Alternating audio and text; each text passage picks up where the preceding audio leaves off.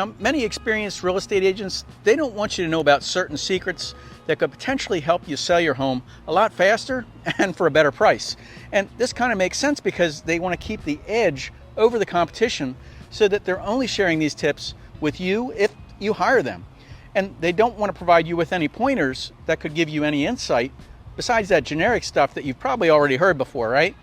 And that stuff is just not going to cut it in 2025. And that's why if you're selling your home in 2025, you've got to be on your game. Because with more houses that are coming to market, up for sale, and more listings on the market, you're seeing properties that are sitting there a little bit longer and prices that are dropping. And you need to know the costly pitfalls that can hurt your sale. So here are the 10 home selling tips for 2025 that nobody talks about. Number 10, avoid dual agents. Now, it's important that you know who's really representing you in your best interest. Now, one thing to look out for is dual agencies. And this happens when the same real estate agent is representing both the buyer and the seller at the same time in that transaction.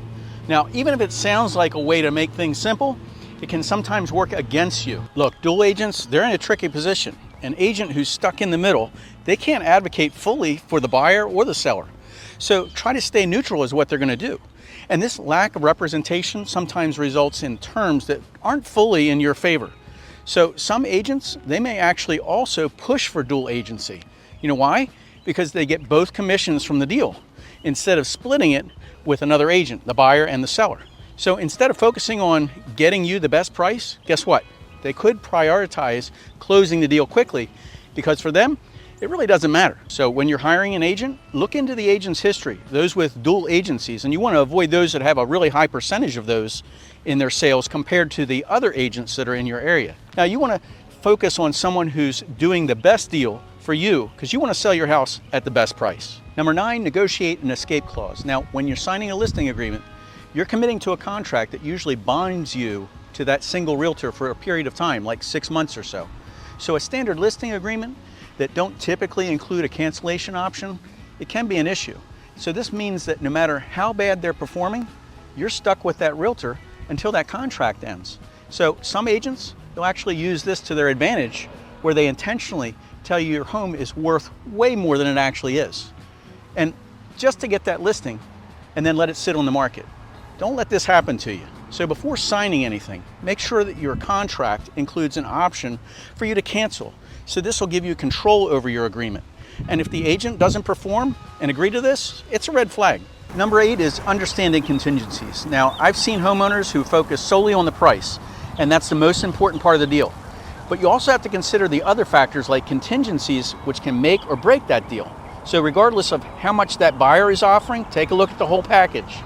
Now, for those who don't know, contingencies are a condition that the buyer includes with that offer. So it must be met before that sale can actually close. And if you don't fully understand what's in that contract, don't sign it. You need to understand how contingencies work because this could end up putting your house back on the market and it's something that you really don't want to do as a seller. A contingency can protect the buyer by allowing them to back out of the deal and get their deposit back for a number of reasons. And that could be because the house didn't appraise for enough money, or the inspection, it turned up issues and they couldn't secure their financing with a reputable lender. Although you can negotiate through a lot of these contingencies, it's important to weigh them against the offers that you're actually receiving. Because sometimes that higher offer, it really does look appealing. But when you start looking at it closely, it's packed with contingencies and you're risking more than you might realize.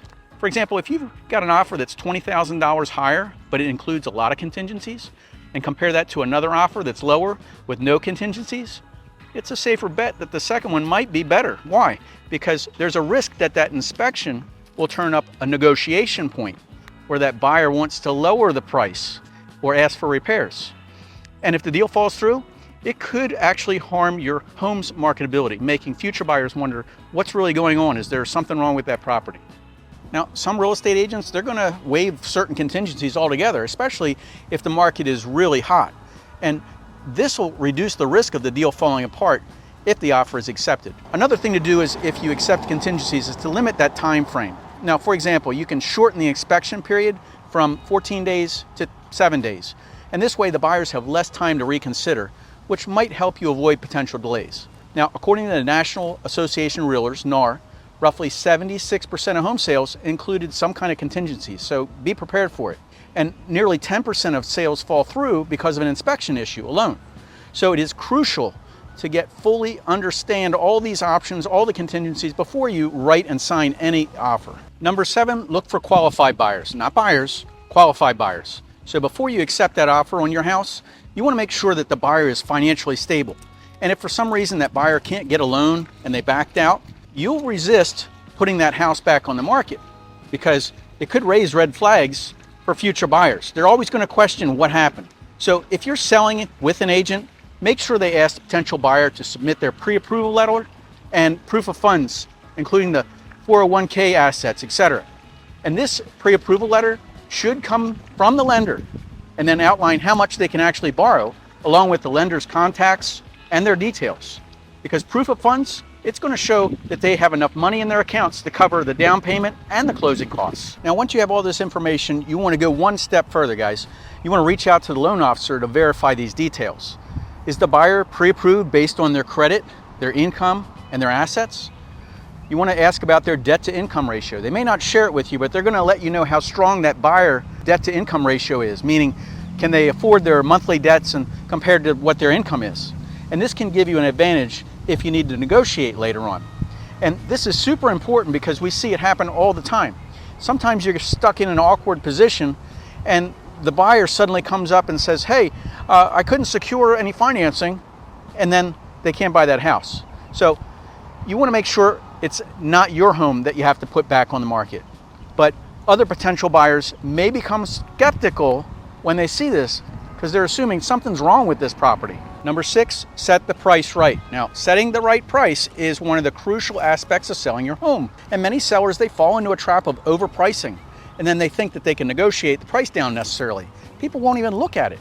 Because in reality, if it's an overpriced home and it sits on the market longer than their other houses are in your area, more buyers are going to start to wonder what's wrong with it. So eventually, you're forced to lower that price, and sometimes multiple times, which can ultimately hurt your final sale price. So this is very important.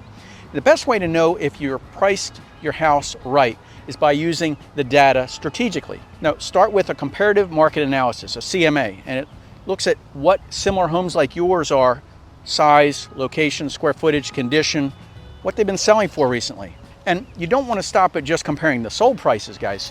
You have to rely on the differences between each house because not two houses are the same. And for example, if you have a renovated kitchen while somebody else doesn't, you should adjust for that upward. And likewise, if your home has fewer bedrooms or less square footage, you really need to adjust for downward for that because some people, they think their house is worth more than it actually is. But a more accurate adjustment, the closer you're pricing your home to the real market value, this means your house is actually going to sell. And it means that people might be interested in buying it, and you're more likely to sell it at or above asking price. But you need an experienced real estate agent who does this all the time. You also want a real estate agent who's sold homes in your area before and knows how to make these price adjustments. Number 5, don't highlight negative features. That sounds reasonable, right? But as a home seller, you need to manage how buyers actually perceive your home, how they see it. In real estate, perception is really everything. So the goal of your property listing is to make sure that all the marketing materials are going to get those buyers excited about your home. So one critical aspect is how you deal with less than perfect features, because every home, believe me, it has its flaws. Not everything is perfect and not everything is 100%, but you don't want to lie. But you can navigate around these and highlight the right aspects of the home. And this is actually going to separate your home that'll sell quickly, comparing it to one that sits on the market for a while. So while you may love some of the features in a room, they could be a major turnoff for some buyers. So the key is don't hide anything, but de-emphasize the features that could lead buyers to thinking that your home actually needs some work. For example, if you have a small kitchen, the listing photos, they should focus on how that space flows into other living areas and show off any modern upgrades, because buyers are going to find out less desirable features, but they won't immediately jump to conclusions if they aren't featured front and center. Number 4, avoid excessive improvements. I mean, even if you don't live in a grand old estate, when it comes to making improvements and selling your house, there's a fine line between adding value and throwing money your way. So you want to make your home look the best that it can, but you don't need to break the bank to make that happen. So spending excessively on random upgrades, it won't give you a good return on your investment. And that's the goal here, right? Because sometimes this can even backfire. I've seen this happen. Many upgrades that matter the most will create an emotional response in the buyers. And that's what you want. You want them to fall in love, right? A kitchen, for example, the kitchen remodel is one of the most expensive projects that you can undertake. And it won't really bring you the highest return. So instead, you want to focus on simple updates that have big visual impact, like repainting the cabinets or adding stylish hardware to make a world of difference between the old school and the new, without draining your wallet. The same thing goes for a bathroom. It's an expensive project if you're going to gut the whole thing. So it needs to look clean. It looks modern, but not necessarily brand new. Number 3, fertilize the grass. Now this can make a big difference on how a buyer actually perceives your property outside. Because green grass, it's one of the first things a buyer notices when they approach your home. They're going to see, is that house in good condition? If the grass is, probably the rest of the house is. But grass can often take time to recover from weather, especially if you live in an area with extreme hot temperatures or drought. In places that are dry, like out west, they even paint the grass to give buyers a perception of well-maintained lawn, even though the reality is your lawn's probably not in the best condition. Now, it's a simple, low-cost method, but it can significantly increase a buyer's interest in your house. Number 2 is staging for the ideal buyers. Now, start by considering the demographic that's most likely to buy your house. Now, this is not just about making your space look good, it's about creating an emotional connection between the potential buyer and your home. And if you're trying to please everybody, your house probably isn't going to sell. So understanding who the ideal buyer is can significantly impact how you're going to present each room. Now, for a suburban home, the buyer is often a young family. So you need to focus on making space that feels family friendly and functional. For example, you could stage one of the bedrooms as a kid's bedroom. That's staging. On the other hand, you could also be selling a modern condo in the city where the ideal buyer might be a single professional or a couple or retired family. So in this case, staging should be the focus of what kind of lifestyle they're looking for. And the key is staging could always cater to the lifestyle of your target buyer. And if they see a home that's perfect and it matches their needs, guess what? They're more likely to place a competitive offer. Okay, congratulations, you got an offer. Number 1, don't get squirmy when you're reviewing the offers. Selling a home, it can feel personal, but you have to set aside the emotional bias to get purely objective. So you don't want to make this mistake that many homeowners do. I've sold houses personally myself, and I find myself doing the same thing, but you got to get back to it. When you receive an offer that's below your asking price, don't take it as an insult. Don't think they're stepping on your toes. The buyer may be just trying to feel out the negotiation process. And buyers often will start with a lowball offer as a negotiation tactic and then meet somewhere in the middle. And they might even go higher if you have a willing counteroffer. We had a listing one time. It was listed for $500,000. The first offer came in at $300,000. Guess what they ended up buying it for? $499,000. Negotiation back and forth. Also, the terms of the offer need to be evaluated as well, because sometimes the highest price, it's not always the best offer. You know, a buyer might offer a little bit less, then come up with stronger financing or a shorter closing period or fewer contingencies. You got to look at this stuff. For example, let's say you get 2 offers. Now, one comes in at full price with several contingencies, like they've got financing and they've got a home inspection. And this could cause delays and it could cause complications and the deal to fall apart. In the meantime, you have another offer that comes in, it's a little bit lower with no contingencies, cash in hand, quick closing.